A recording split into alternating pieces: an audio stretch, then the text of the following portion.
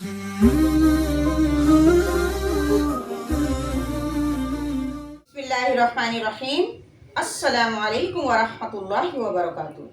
I am Alima Nurul Ain bint Muhammad Ibrahim. Welcome back to my channel. तो मुआज़िज़ viewers, गुज़िश्ता video के असबाब का सिलसिला आज भी जारी है, यानी मखारिजुल हुरूफ के बकिया हिस्से को पढ़ेंगे। माशाअल्लाह हम 7वें मखरज पढ़ने वाले हैं, तो आइए शुरू करते हैं।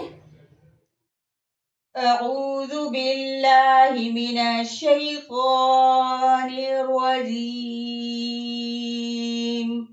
बिस्मिल्लाहिर्रहमानिर्रहीम। आज हमारा उन्वान सबक है हुरूफ हाफ़ा। तो हुरूफ हाफ़ा 7वां मखरज हाफ़तुल लिसान कहते हैं। 7वें मखरज को हाफ़तुल लिसान कहते हैं, यानी जबान के दोनों मोटे किनारे, जबान के दोनों मोटे किनारे अदना लिसान से अक्सर लिसान तक, जब ये ऊपर की 5 दाढ़ों से लगे, ऊपर की 5 दाढ़ों से लगे, तो एक हर्फ ग़ाद ग़ाद अदा होता है। आप महसूस कर सकते हैं कि ग़ाद की अदायगी करते हुए आपकी जबान के दोनों मोटे किनारे ऊपर की 5 दाढ़ों से लग रहे हैं। ग़ाद ग़ाद। तो जैसा कि मैंने बताया, जबकि जबान के दोनों मोटे किनारे ऊपर की 5 दाढ़ों से लगे, तो एक हर्फ ग़ाद अदा होता है, और इस हर्फ को हर्फ़े हाफ़ा कहते हैं। इस हर्फ को क्या कहते हैं? हर्फ़े हाफ़ा। अब हम चलते हैं 8वें, 9वें और 10वें मखारिज की तरफ। 8वें, 9वें और 10वें मखारिज के इन हर्फों को हुरूफ़े तरफ़िया कहते हैं। हुरूफ़े तरफ़िया कहते हैं,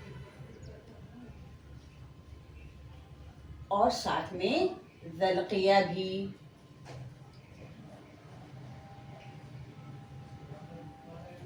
हुरूफ़े ज़ल्क़िया भी कहते हैं, हुरूफ़े तरफ़िया और हुरूफ़े ज़ल्क़िया।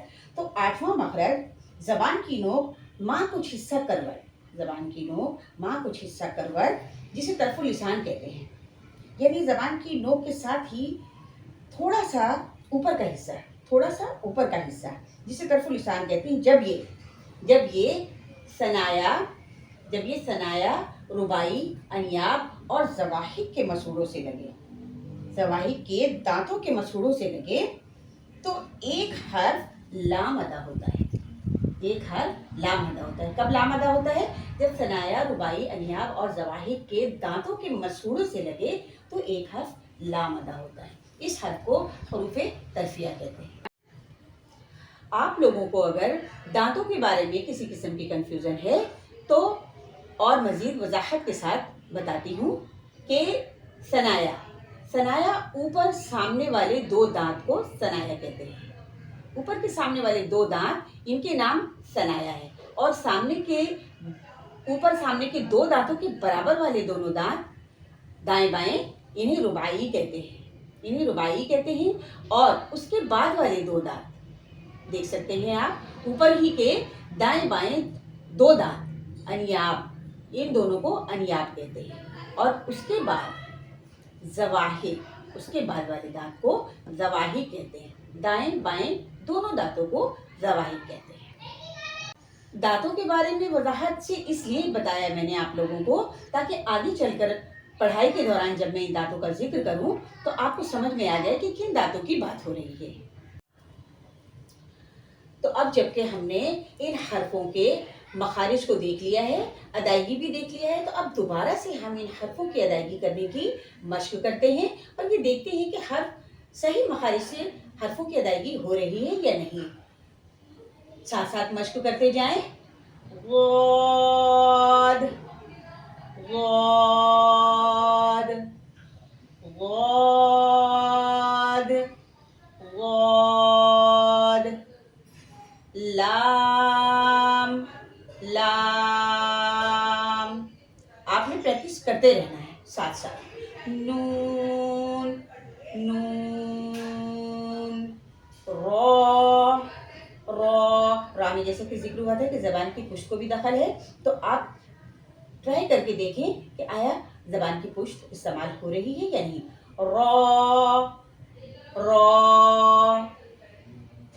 اور یہ تینوں حروف لام، نون اور را، انہیں حرف ترفیع اور ذلکیہ کہتے ہیں. تو یہ تھا ہمارا آج کا سبق، جس میں ہم نے حرف حافہ اور حروف ترفیع کے مخارج کے بارے میں پڑھا. الحمدللہ آج ہمارے 10 مخارج الحروف کمپلیٹ ہو چکے ہیں.